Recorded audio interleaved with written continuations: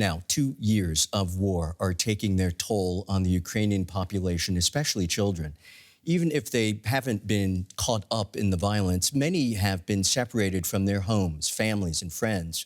Experts say the stress and chaos is causing a growing mental health crisis. DW's Aya Ibrahim met some children in Kyiv who are using art therapy to help them deal with the situation.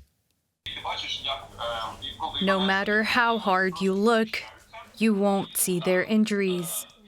Theirs are deep within, inflicted by 2 years of war.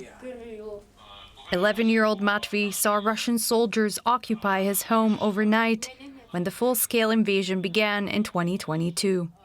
He and his family had to run to 4 different places in and out of the country before settling in the capital. I love traveling, but this was probably the worst trip of my life. 13-year-old Anastasia's hometown, Mariupol, is also occupied and was heavily shelled by the Russians. It was a really happy place to live in, and it would be great if war didn't start. It would be more and more productive. Sometimes you just want to run away from your problems and be free and happy, like a little child.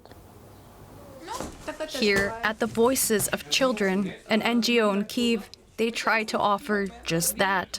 Free psychological counseling, art classes, and every once in a while, a literal escape from reality, like this role-playing game.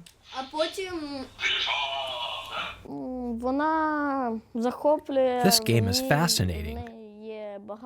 It has many possibilities. You can become a lizard man, or a giant, or a half plant, half man. You can have any weapon at all. You can build your own, so to speak, history. I like playing a giant because his main characteristic is strength. I am the strongest character so far.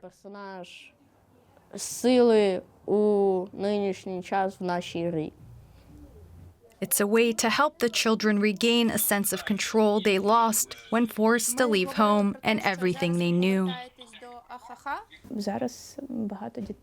Nowadays, there are a lot of kids who just don't want anything. They are just tired and bored, and they don't have the desire to do anything. But these kids do. It is important that they express themselves, that they are not afraid to try something, change their plans, make mistakes, and look for solutions to these mistakes. Oksana says she sees progress. Many of the kids open up, letting go of the barriers they put up to protect themselves from fear and loss.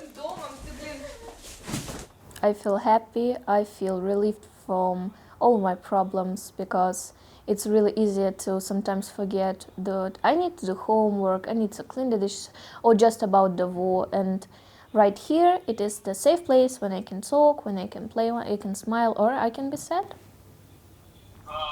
Even though there are no signs the war will end soon, children like Matvey and Anastasia are not waiting for national victory. They are on their recovery journey now, one session at a time.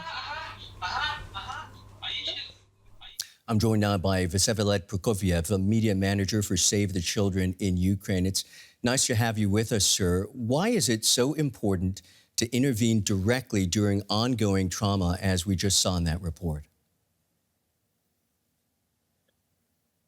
Isn't it correct that the state of constant distress for children in Ukraine has become a new norm just because for one simple reason, the atrocities has never ceased, and we see day in and day out regular airstrikes and shelling.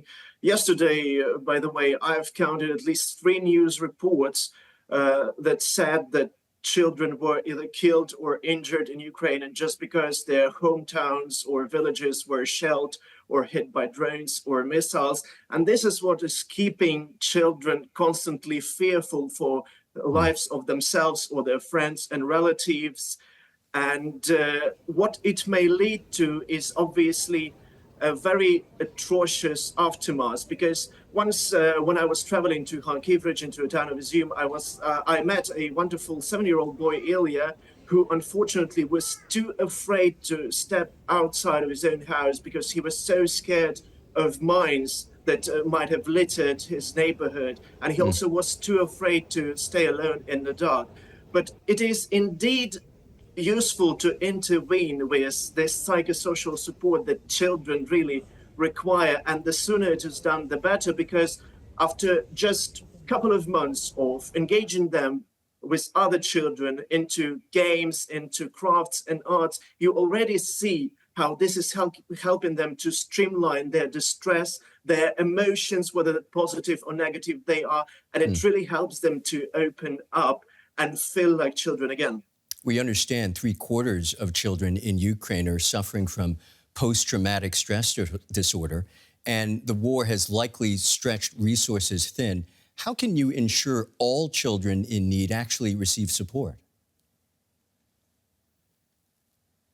On our part, on the part of Save the Children, we have established at least 30 what we call child-friendly spaces, basically safe and supportive environments where we provide this vital psychosocial support, when we provide safe space for children to be children, basically. But of course, the capacity is lacking.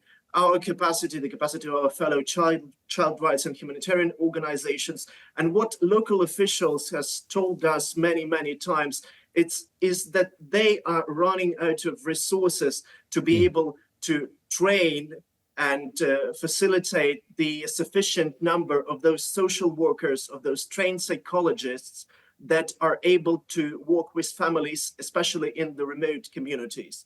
Because obviously, it is a very large number of children and families in distress because of this war, and it's not ceasing because of atrocities continuing. And it's really important that international community supports and helps with funds, so we are able to continue training, for example, as we do teachers on social emotional learning, so they are able to maintain their own well-being and well-being of their students. We're also trained parents on positive parenting, so they are able to help their children to overcome this potential signs of psychological trauma. One imagines that children experiencing war trauma face unique challenges compared to other forms of childhood trauma. How do you address the specific anxieties and fears stemming from war?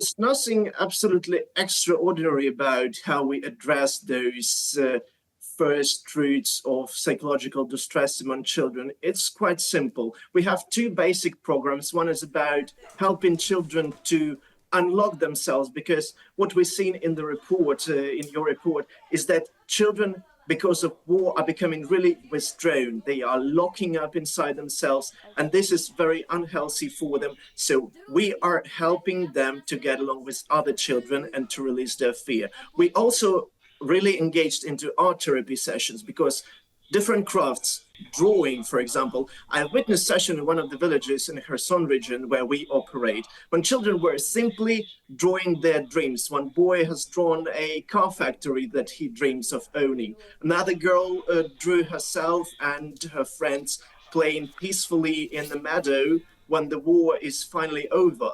And this is what helps them to release that distress, to streamline their emotions, and therefore become more open and feel like children again. I've heard from one mother in that village in Kherson region that after 2 months of those sessions, she has seen an entirely different child than compared to first months of war. Many thanks there to Vsevolod Prokofiev, media manager for Save the Children in Ukraine.